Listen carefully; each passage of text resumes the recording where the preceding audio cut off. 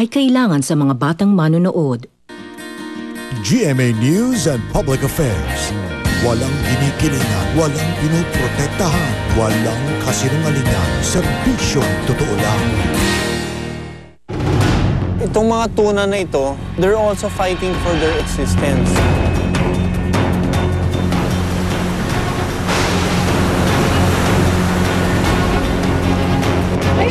Ton! Tuna yan! Tuna! Ayun o! Laki! First time, nakahuli ng tuna.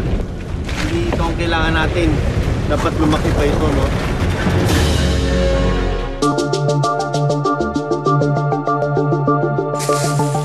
Isang pawikan ang naabutan naming nangingitlog. Kailangan, within 2 hours, may transfer na siya dun sa safer place. Kapag hindi siya nailipat within 2 hours, may possibility o may danger na hindi siya mag-develop.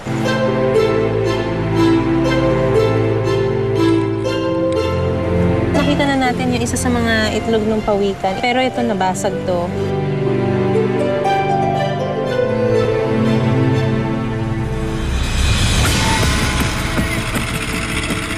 Yung mga mangingisda, ang laki ng utang na loob natin sa kanila dahil hindi biro yung pumalaot ka.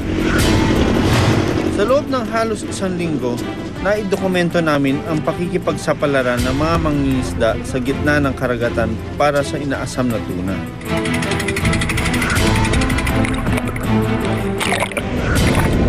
Yellowfin tuna. Maliit pa lang. Dapat lumaki pa ito, no?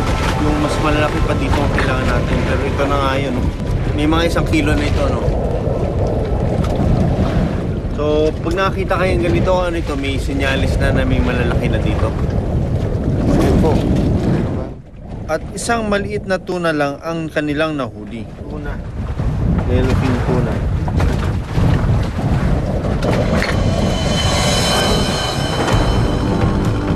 Kaya minsan, kailangan nilang maglayag sa mas malayong lugar gaya ng Indonesia para makahuli lang ng tuna.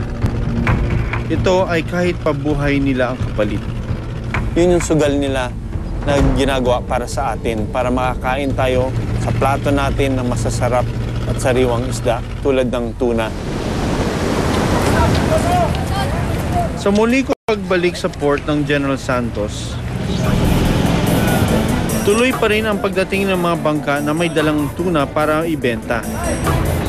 Dito, hindi mo iisipin na bumababa ang bilang ng tuna sa karagatan. Nahigit pa sa pagod na inalaan ng mga mangingisda para mahuli ito.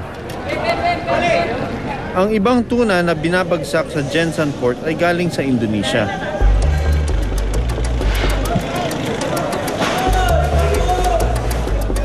Dahil mahirap itong mahuli, mataas na ang presyo nito sa merkado. Hindi bababa sa 400 kada kilo ang presyo ng first class na tuna. Lamig oh, malamig pa oh. Juicy. Yummy. Sariwa yung yung lasa niya. Kaya kung meron kang nahuling 50 na kilo, hindi bababa sa 19,000 piso ang pwede mong kitain.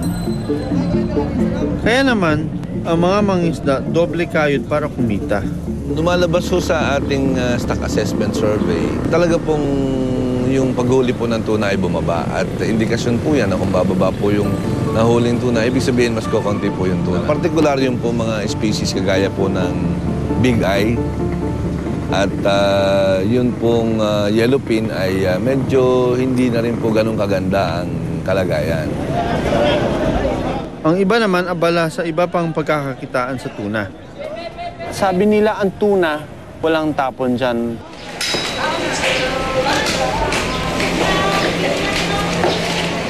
So ito yung mga fins ng mga tuna. Napapakinabangan pa siya dahil ginagawa siyang mga fish meal. Additive sa mga pagkain ng mga hayop. Pang-apat ang Pilipinas sa mga bansang nagsusupply ng tuna sa buong mundo.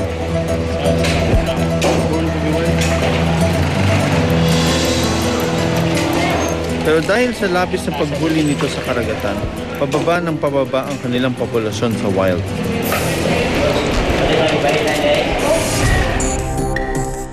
Anim na 10% ng tunang nahuhuli sa buong mundo ay makikita sa parting ito ng Pasipiko. Dahil sa libre itong pangisdaan ng kahit sino, hindi nakakapagtaka, umuunti ang ilang species ng tuna gaya ng Big Eye. Kaya noong January 2010 hanggang December 2011, pinagbawal ng Western and Central Pacific Fisheries Commission ang mangisda gamit ang lambat at payaw sa high seas. We need to put restrictions on purse seining in the Western and Central Pacific Ocean because we have a problem with overfishing on big-eye tuna stocks. And we need to reduce the catch on juvenile big-eye tuna. Kahit na-lift na ang ban sa tuna fishing sa Pasipiko, hindi lahat ng mga isda makakapunta rito. Malayo kasi at delikado. Malalaking barko lang din ang kayang makarating dahil sa laki ng mga alon. Sa pag-oobserba ko sa kalakalan ng tuna, nakilala ko si John. Mahigit 2 dekada na siyang nag-export ng tuna sa Gensan. Anong palagay yung dahilan kung bakit tulos na yung isda sa overfishing, sobrang huli. Pupunta ka lang dyan sa market ko. Tingnan mo yung juvenile tuna, hindi pa na-spawn, hindi huli. Sa volume lang, no? 90% hukot, lambat, 10% lang hook and line. At ayon sa kanya, ang paghuli sa maliliit na tuna ay isa rin sa nakikita niyang problema. Yellowfin tuna. Hindi pa nakakana. Lahat ito, illegal. Below 500 na. Pero pagka ginawa by hook, okay lang. Kasi Magkuha nila mga ganito, pero pang paaw lang nila, pang bait nila. Pahin nila. Regulate yung lambat nila. Dapat yung size nila na 3 inch, i-implement talaga nila yan. At sa paglilibot ng aming team sa port, nakita namin ang juvenile na mga tunang ito. Hindi naman po inaano, parang binabawal yung ganyang kalaki kasi hindi naman. Pero kasama po niya, ganito talaga yung huli niya, maliliit. O depende kung anong... Hindi.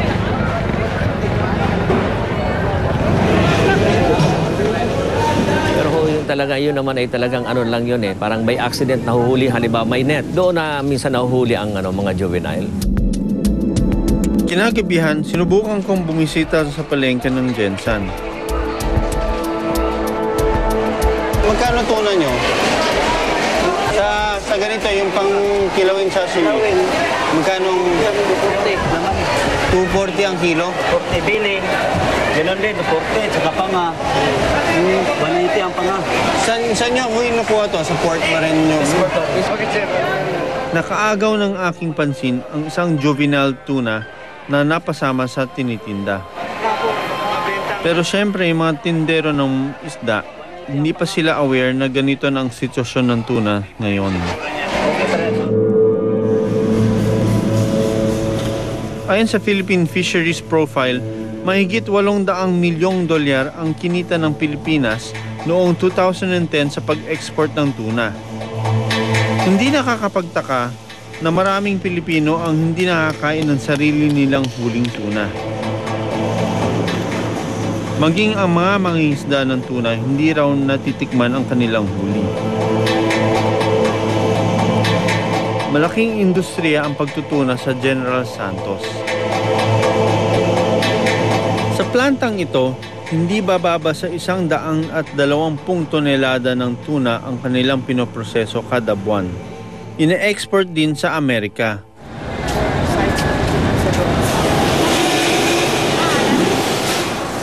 Ito yung white meat na for American consumption kasi mas preferred nila yung white meat. Karaniwang kinakain ng mga Pilipino ang tunang nasa lata na. Skipjack ang species ng tuna na dinidilata. Pero bago pa man ito madala sa paggawaan, hindi bababa sa 6 na buwan hanggang 1 taon ang kailangan ilagay sa laot para mahuli ang mga skipjack. Ang sabi sa akin, umabot ang 150 tons a day ang naproproduce dito. Naabutan namin ang carrier na ito na nagbababa ng huli nitong skipjack. Galing pa raw silang Papua New Guinea. At umabot sa 2.5 million kilos ang dami ng kanilang huli. Isipin na lang natin kung ilang carrier pa ang ganito ang huli, hindi lang sa Pilipinas kundi maging sa ibang parte ng mundo. Hindi nga nakapagtatakang manganib ang bilang ng mga tuna sa dagat. Sa patuloy na pagbaba ng populasyon ng tuna, may magagawa pa ba tayo?